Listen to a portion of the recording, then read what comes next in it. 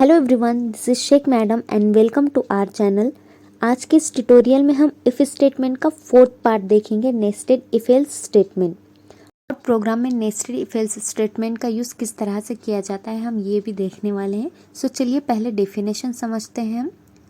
Nested if else statement: when an if else statement is present inside the body of another if or else, then this is called as the nested if else statements. It is similar to if else statement, but nested if else में थोड़ा सा difference ये होता है कि if else statement के अंदर हम और कई सारे if else statement का यूज़ कर सकते हैं। उसी को हम nested if else statement कहते हैं। जैसा कि हमने पिछले वीडियोस में if statement, if else statement, if else if ladder statement देखा है। सो इफ एल्स स्टेटमेंट में हमने देखा है दो ब्लॉक होते हैं, जो एक कंडीशन ट्रू होने पर एग्जीक्यूट होता है और जो सेकंड ब्लॉक होता है वो कंडीशन फॉल्स होने पर एग्जीक्यूट होता है। सो उसी में इफ और एल्स स्टेटमेंट के इनसाइड हमने और एक इफ एल्स स्टेटमेंट लिया है। सो उसी को हम नेस्टेड इफ एल्स स्टेटमेंट कहते हैं। अगर आप एक साथ दो कंडीशन को एग्जीक्यूट करवाना चाहते हो तब आप नेस्टेड इफ एल्स स्टेटमेंट का यूज़ कर सकते हो। फॉर एग्जाम्पल, हमारे पास एक बॉक्स है और उस बॉक्स के अंदर और एक बॉक्स है, उसी को हम नेस्टेड बॉक्स कहेंगे। उसी तरह इफ एल्स स्टेटमेंट है, उस इफ एल्स स्टेटमेंट के अंदर और एक इफ एल्स स्टेटमेंट है, ठीक है, उसी को हम नेस्टेड इफ एल्स स्टेटमेंट कहेंगे। सो चलिए हम सिंटैक्स देखते हैं। इफ कंडीशन फर्स्ट, अगर इफ कंडीशन ट्रू होता है तो कंपाइलर इफ ब्लॉक में जाता है, क्योंकि इफ ब्लॉक के अंदर एक और कंडीशन है जो कंपाइलर उसे भी चेक करता है। इफ कंडीशन सेकेंड, अगर वो भी ट्रू होता है तो वो ब्लॉक क्या हो जाएगा, एग्जीक्यूट हो जाएगा। अदरवाइज अगर कंडीशन फॉल्स होगी तब एल्स ब्लॉक यहाँ पर क्या हो जाएगा, एग्जीक्यूट हो जाएगा। अगर दोनों भी कंडीशन फॉल्स हो गए तो लास्ट का एल्स पार्ट यहाँ पर एग्जीक्यूट हो जाएगा।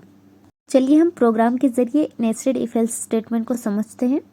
First header file hash include stdio.h, next header file hash include conaio.h, next wide main function. यहाँ पर मैंने वाइड मेन फंक्शन के अंदर दो वेरिएबल लिए हैं इंटीजर टाइप का, a एंड b, और इन दोनों वेरिएबल को मैंने डायरेक्ट वैल्यू असाइन किया है। a को 20 वैल्यू असाइन किया है और b को 40, ठीक है। यहाँ पर हमने इनपुट नहीं दिया है, हमने डायरेक्ट वैल्यू असाइन किया है वेरिएबल को। Next clear screen function. Next using nested if else statement अब हम कंडीशन देंगे। First condition, if a is not equal to b, ये हमने फर्स्ट कंडीशन दिया है और स्टेटमेंट मैंने यहाँ पर दिया है प्रिंटफ फंक्शन में, a is not equal to b। अगर कंडीशन फर्स्ट ट्रू होगा तो हमारा ये स्टेटमेंट एग्जीक्यूट हो जाएगा, ठीक है, a is not equal to b। Next if के अंदर और एक इफ एल्स हम स्टेटमेंट यूज करने वाले हैं, इसलिए सेकेंड कंडीशन इफ में a ग्रेटर देन b, अगर सेकेंड कंडीशन ट्रू होगा तब हमारा जो सेकेंड कंडीशन में हमने स्टेटमेंट दिया है प्रिंटफ स्टेटमेंट में, सो वो एग्जीक्यूट हो जाएगा, ठीक है। सो प्रिंटफ फंक्शन में मैंने यहाँ पे दिया है a is greater than b।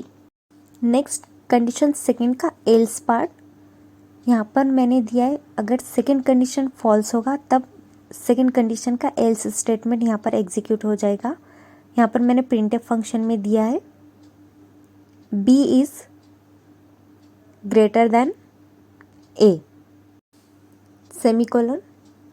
यहाँ पर इफ एल्स जो हमने इफ ब्लॉक के अंदर इफ एल्स लिया था वो यहाँ पर क्लोज हो जाएगा, ठीक है। नेक्स्ट एल्स स्टेटमेंट, यहाँ पर एल्स स्टेटमेंट में मैंने स्टेटमेंट दिया है a is equal to b। अगर इफ फर्स्ट कंडीशन फॉल्स होगा तब एल्स ब्लॉक यहाँ पर क्या हो जाएगा, एग्जीक्यूट हो जाएगा, ठीक है। नेक्स्ट गेट ch फंक्शन, यहाँ पर हमारा प्रोग्राम कंप्लीट हो गया है। यहाँ पर मैं a का वैल्यू चेंज करती हूँ, a इज इक्वल टू 60 लिया है मैंने, ठीक है। चलिए कंपाइल करते हैं। कंपाइल करने के बाद यहाँ पर 0 एरर 0 वार्निंग शो हुआ है। नेक्स्ट रन करते हैं। रन करने के बाद यहाँ पर डिस्प्ले हुआ है a is not equal to b and a is greater than b। So if का फर्स्ट कंडीशन और सेकेंड कंडीशन यहाँ पर एग्जीक्यूट हुआ है। क्योंकि यहाँ पर कंडीशन ट्रू हुआ है 60 is not equal to 40 and second condition 60 is greater than 40, इसलिए हमारा स्टेटमेंट यहाँ पर A is not equal to B and A is greater than B यहाँ पर एग्जीक्यूट हुआ है। चलिए हम ए का वैल्यू चेंज करके देखते हैं।